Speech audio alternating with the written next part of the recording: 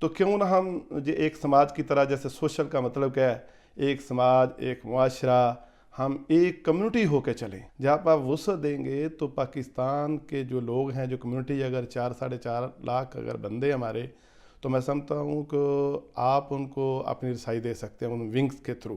آپ کی نظر میں پاکستان سوشل کلب عمان کیا ہے؟ آپ نے تذکرہ کیا 2018 کا الیکشن. جی بالکل ہم اس وقت بھی سرگرم تھے، ہمارے ساتھی الیکشن لڑ رہے تھے. اس وقت بھی ایک گروپ جیتا، جی ہم نے خوش آئند کہا.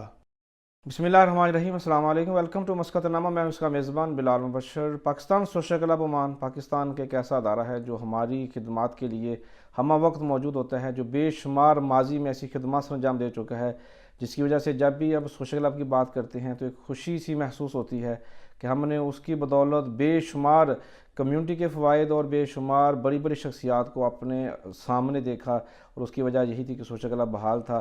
آج کل سوشل کلب بحال نہیں ہے، اور 4-5 سال سے زیادہ کا عرصہ ہو چکا ہے جب سے یہ سوشل کلب بند ہے. بہت زیادہ شرمندگی ہے. سوشل کلب بحال کیوں نہیں ہو رہا، بند کیوں ہوا، کن وجوہات کی بنا پر جو پچھلا الیکشن تھا وہ متنازع ہوا اور پھر اس کے بعد سوشل کلب کو ہی تاحال بند کیا گیا ہے منسٹری کی جانب سے. اس کے اوپر بات کرنے کے لیے میرے ساتھ موجود ہے ایک ایسی شخصیت جنہوں نے پچھلے الیکشن میں حصہ تو لیا، لیکن ان کا نام الیکشن کی لسٹ سے بعد میں نکال دیا گیا.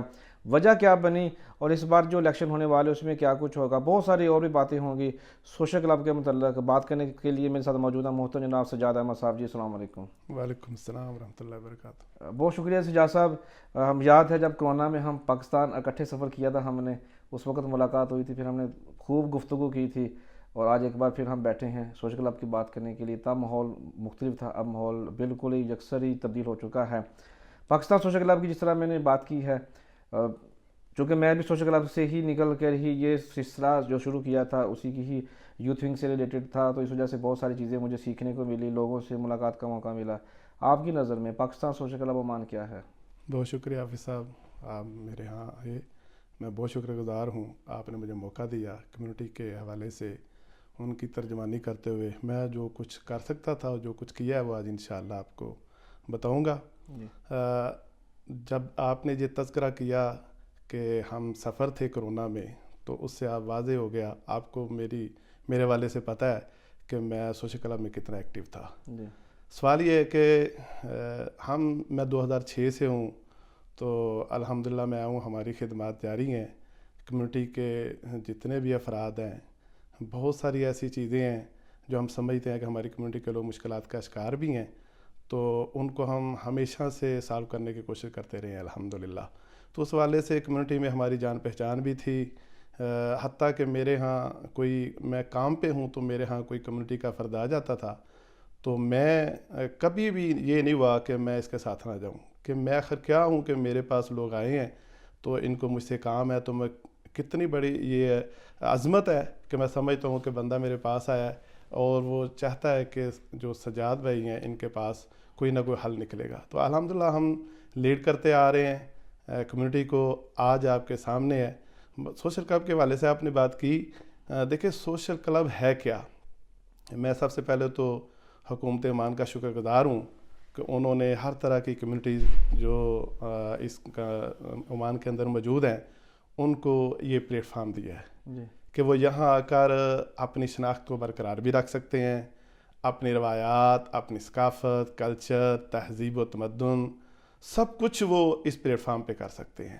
کہ انہیں کبھی بھی اجنبیت جو ہے وہ نہ ظاہر ہو کہ ہم عمان کے اندر موجود ہیں تو ہم بڑے ہی اجنبی ہیں. تو یہ بڑی بات ہے کہ کمیونٹی کو یکسو ہونے کا عمان گورنمنٹ نے اس پلیٹ فارم کے تھرو موقع دیا ہے.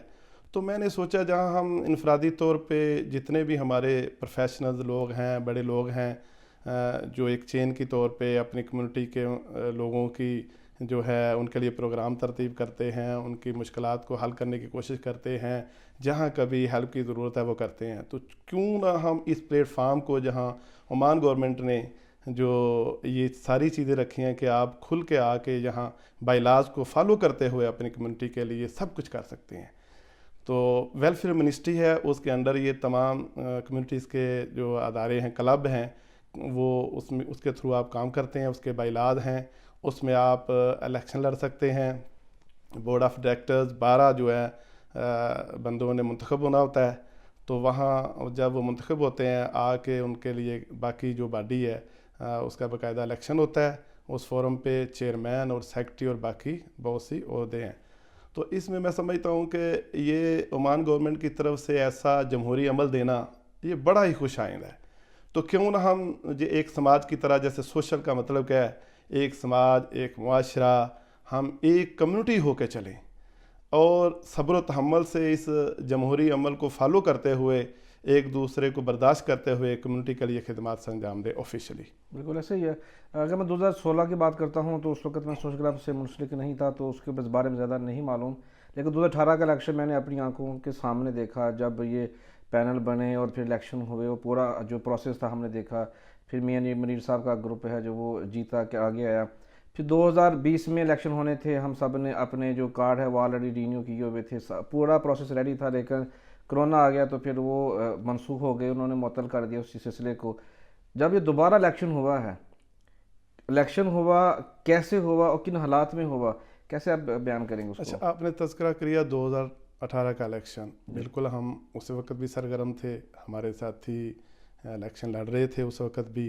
एक ग्रुप जीता, हमने खुशाइंद कहा, हम क्योंकि हम जमहूरी अमल पे यकीन रखते हैं, बाइलाज को फॉलो करते हुए हमने अपनी एक्टिविटी जारी रखी, अल्हम्दुलिल्लाह पूरा साथ दिया। आपको पता है सोशल क्लब के अंडर विंग्स भी होते हैं, हम देख रहे थे यूथ विंग्स का बड़ा किरदार था। इस तरह जहाँ यूथ विंग है, मैं समझता हूँ शोबा जाती तौर पे आप बहुत वसअत दे सकते हैं। जहाँ पर आप वसअत देंगे तो पाकिस्तान के जो लोग हैं, जो कम्युनिटी, अगर 4-4.5 लाख अगर बंदे हमारे, तो मैं समझता हूँ कि आप उनको अपनी रसाई दे सकते हैं उन विंग्स के थ्रू।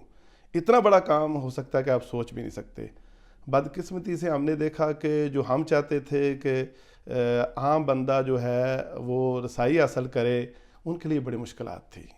मैंने बहुत सारी चीज़ें, जो उस वक़्त का बोर्ड था, मैं अपनी चीज़ें रखता रहा कि आप जब सब क्लब की तरफ से हमें पता चला है कि इतनी फ़ी नहीं है, तो आम मज़दूर हो, कोई प्रोफेशनल हो, कुछ भी हो, मैं समझता हूँ उनके लिए आसानी पैदा की जाए मेंबरशिप कार्ड के लिए। पहली चीज़ तो मेरी ये थी। मंशूर अपनी जगह है, वो बाइलाज को फॉलो करना होता है, क्योंकि अगर आप आम बंदे आप चाहते हैं कि खालिस कम्युनिटी क्लब बने, तो उसके लिए आपको आम बंदे के लिए आसानी पैदा करनी पड़ेगी। कितनी फीस है, कितनी होनी चाहिए थी आपके ख्याल में? ये तकरीबन 11 रियाल लगते हैं। 1 रियाल उस फार्म का है, 10 रियाल जो प्रिंटिंग के हैं, इस तरह काट के वो लेते हैं। मेरी ये गुजारिशात थी कि आप 2-3 रियाल रखें। इंशाल्लाह हम इतनी राय हमार करेंगे कि 40-50 हज़ार जो अफराद है पहले मरहले में, 4-4.5 लाख में से, वो अपने मेंबरशिप कार्ड बनाए। आपने कहा कि 3-4 रियाल होनी चाहिए। अगर एग्जांपल में 5 भी पकड़ लेता हूँ, उसमें कम से कम कुछ भी नहीं तो 1 रियाल तो उनके जो है ना प्रिंटिंग का ही एक्सपेंस निकल जाएगा। फिर 4 रियाल अगर बाकी बचते हैं तो उससे फिर जो सोशल क्लब के जो काम हैं, जो अखराजात हैं, वो फिर कैसे मैनेज होंगे? जी